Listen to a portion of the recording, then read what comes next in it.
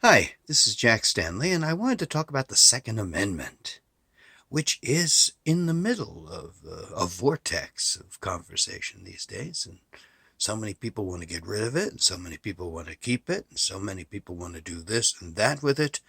And the interesting point is how few people truly understand it, and the ones that are the loudest in complaining about it, and sometimes those speaking for it, are the ones that know the least about it.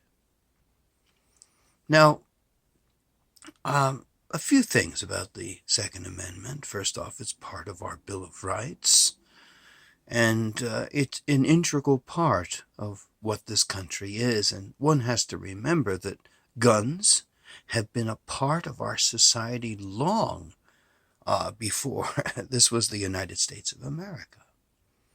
And guns were an important part of everything that we did for hunting and for basically procuring food and this, that, and everything else. And of course, most importantly, self-protection. And when we came to the Bill of Rights, the reason why we should be afforded guns is in case our government got out of hand. That was one of the big reasons. Because if there was trouble with an abusive government, you needed to be able to protect yourself. That was some of the ideas, because we had just gone through a revolution. And of course, the thing is that our army was basically local militias. And so we looked at it in such a way because our militia was our people. And I'll get back to that in a minute, because I wanted to talk about a conversation I had yesterday with a young gentleman who is from a university here, and he wanted to talk to me. And he wanted to talk about politics and history and today's environment. And it proved to be quite an interesting conversation, because he told me he's an avowed Marxist. And I said, I'm not, but that's fine. And I said, this is a wonderful thing to have a dialogue and talk, not to scream and yell at each other, but to learn from each other. And we went through the First Amendment and ideas behind it and thoughts. And he told me, of course, in Europe there are limitations on free speech. And I said, on whose free speech? And he said, the speech that we consider hate speech. And I said, well, once again, what constitutes hate speech? And who decides what hate speech is? We went on and on and on about that, and went to the Second Amendment.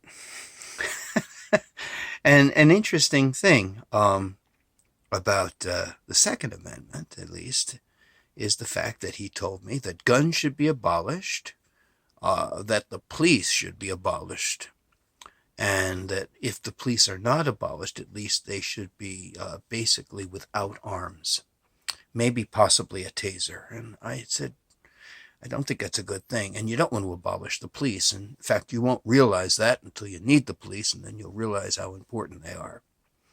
Granted, there's always going to be problems with any organization, and there are problems with the police. And let's face it, that's a given. There's problems with every organization, but on the whole, police are pretty decent. Okay, they're there to, they do have a sense of understanding. I do agree that this gentleman said that they should have a degree in psychology, that they should basically be well trained and well educated. And I agree with that. I think that's very important for the police. You don't want someone just out there going, here I am, I've got a badge and I got a gun. That's not good either. So I gave him points for that. That was a very good point. But I told him police need to be armed. If a policeman has a taser and he has all that education, that's all grand and well and good. But he's looking across the way and there's an armed criminal who has killed people before, he'll have no problem shooting the police officer. And the police officer will be sitting there with a taser and totally defenseless. That's crazy. And so we went from that. And then he went on about his understandings of the Second Amendment, how he has studied it, and etc. And so I said, okay, fair. Let's take a look at the Second Amendment. And I said, okay, you've studied it a lot. And he said, yes. And I said, okay, what are the first 4 words of the Second Amendment? He said, the right to bear guns. I said, no. The first 4 words of the Second Amendment. A well-regulated militia. Now, what is the militia? In the terms of the Bill of Rights, it's us, the people. We are the militia. Now, of course, our understandings of militia have changed. The understandings of people have changed. Our understandings of many things from the time of the Bill of Rights have changed. But still, the militia is the people. What does regulate mean? Control. To operate. To basically create parameters of use. And so, in a sense, if you think about it, if you look at the Second Amendment, it starts with a very, very definite statement of control. A well-regulated militia. We'll just go that far. And just think about this. That's what we should do. That's the way we should talk about this. And he said, I didn't know that. And I said, yes, it's very important. It's the first 4 words. He said, I have to look into that more. And I said, good. Because the thing is that a well-regulated militia is a wonderful foundation for understanding the Second Amendment and perhaps regulating a Second Amendment in our present and modern age.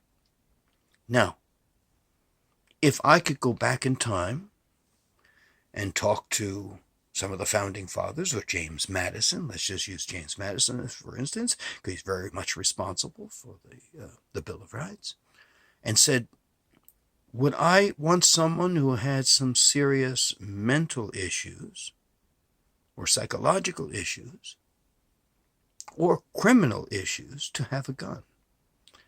Probably he would probably say, no, I don't think it's a wise thing. And if automobiles existed in those days, and I said, Mr. Madison, should someone who cannot see well or drive well be able to get a license to drive a car?